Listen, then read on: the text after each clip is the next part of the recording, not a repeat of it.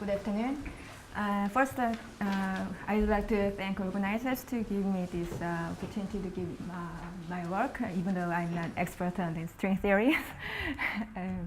Yes, I mainly work on some inflation models, but when I kind of apply this talk, I thought I can have enough time to explain what is the inflation or no boundary measures, but I found 15 minutes is not enough, so I will just focus on this one of my topics, which is no boundary measure, and then this work is ongoing. It's almost done with and these are my collaborators in Korea and in German, and I hope you can find this paper this week or next week on archive. So let me start with yes, and first probably I have to apologize first because I'm not an expert on the quantum gravity as well. So this talk will be very kind of introductive level. So you can find very probably too good and too simple or too easy. But I will try to explain what is no boundary measure, and then why we consider this measure using this multi-field inflation models. And then I will show the probability, how the probability will change with from this multi-fields. And then I will conclude. And if time allows, I will show the future work. So what is no boundary? So we, so far as I know, we cannot explain or cannot solve the kind of the nature of the initial singularity of our universe. So one conservative approach to solve this problem can be to canonically quantize the universe and study the wave function of the universe as a solution of relativity equation. So this wave function depends on the boundary conditions, and then although there is no trivial way to determine which the boundary conditions, so one kind of appealing choice will be the ground state can be as a wave function of our universe. So Hartree-Hawking suggested the Euclidean path integral as the boundary condition of our universe, and then show that that's also a solution of these equations. And this one is just kind of repeat this explanation as just a graphical way. So let's say this area is our present universe, and we want to know the probability of here, and then there's singularity, and we try to kind of explain this our universe as using the wave function. By the way, this slide is from one of my collaborators' talk. And because this wave function depends on the wave boundary conditions, so there will be there is possible to have some other boundary conditions like this. So wave function will have kind of large value on our universe, but there will be kind of small but non-zero other possible histories like this, infinite number of other possible histories like that. So we can say this is there is no more boundary conditions anymore. So this one is no boundary. Yes. So we can just see our universe, history of our universe, and then we start with time as introduced by the complex time, so like this. So we start complex time and then turn into the usual Lorentzian time till now. So there can be various analytical continuations, and if this path is regular, we will choose this one as our history of the universe. So again, if if we say this cone is our history of the universe, we cut this singularity part and then try to find the geometry over the complex time until the geometry to be regular, and then we believe the action there.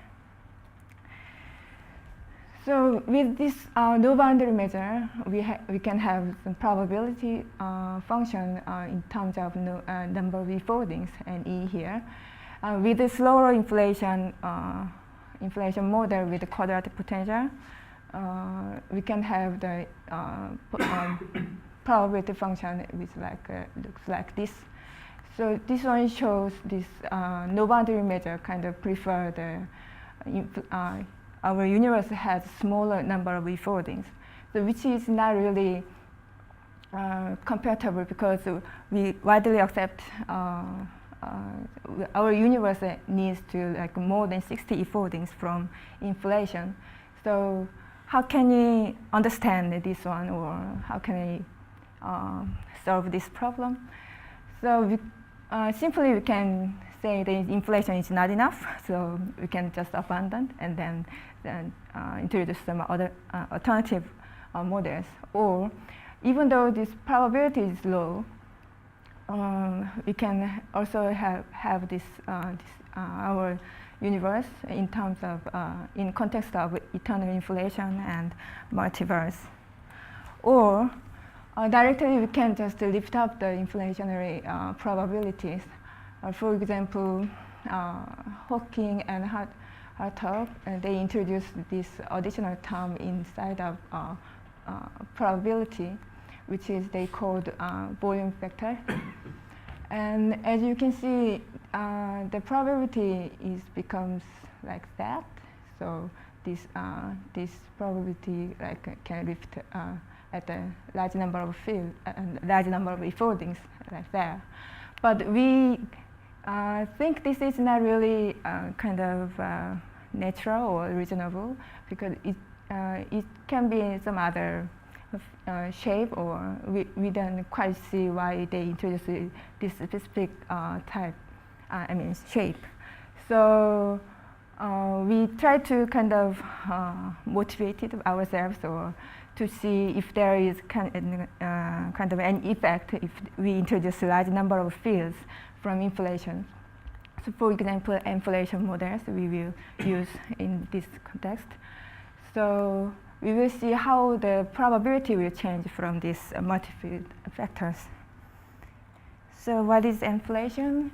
Inflation, I will just briefly say, originally proposed by Dimopoulos et al.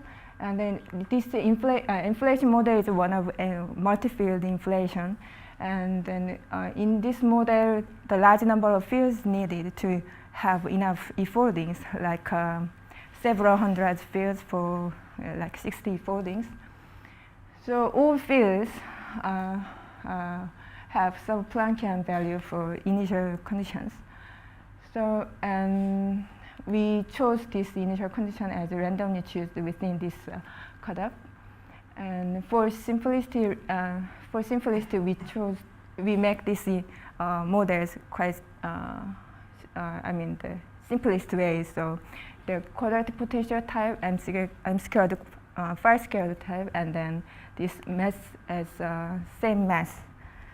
So this makes phi easy in this model. So I will just directly go to the probability. So this one we now obtain from our models, and then this one is from usual factor from Euclidean probability, as I showed you before, and then this one is from the multi-field factor here. This one NF is the number of fields, and this mu tilde is the mean value of number of foldings. So when the number of field has mean value, this effect has a kind of maximum. So, and as you see, this probability also kind of can see the 1 over m squared is yes, this one.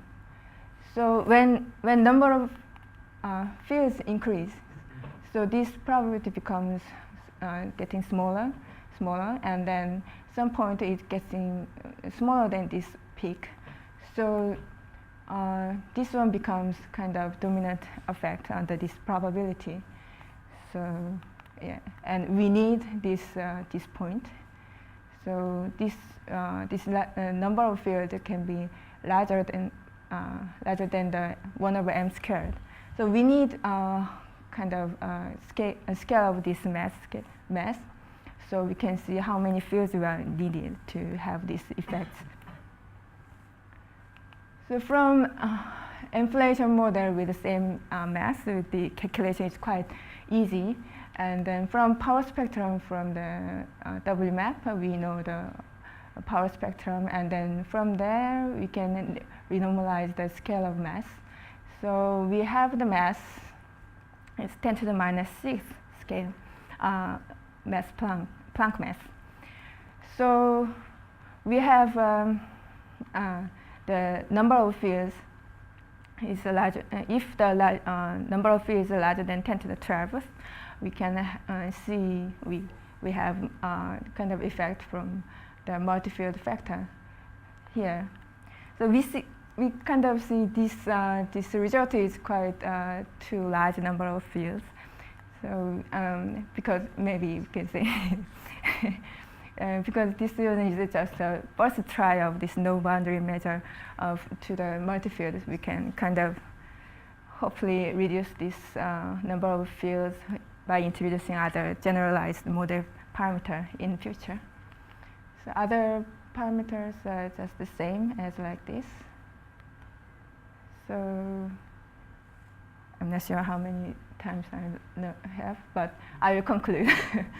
So I will just summarize, and I showed what no boundary is, and then I showed the inflation model with a Planckian cutoff.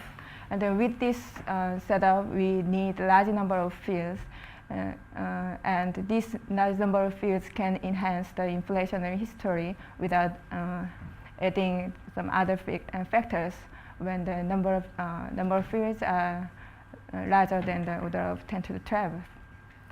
And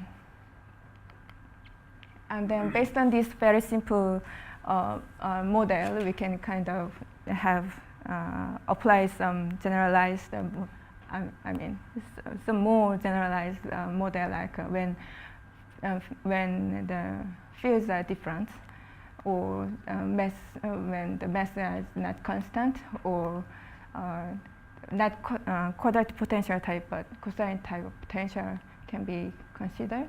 Or we can apply to some other inflation models, like non-slow inflations, or introduced by some new light fields, like curvature scenarios, etc. Okay, thank you for attention.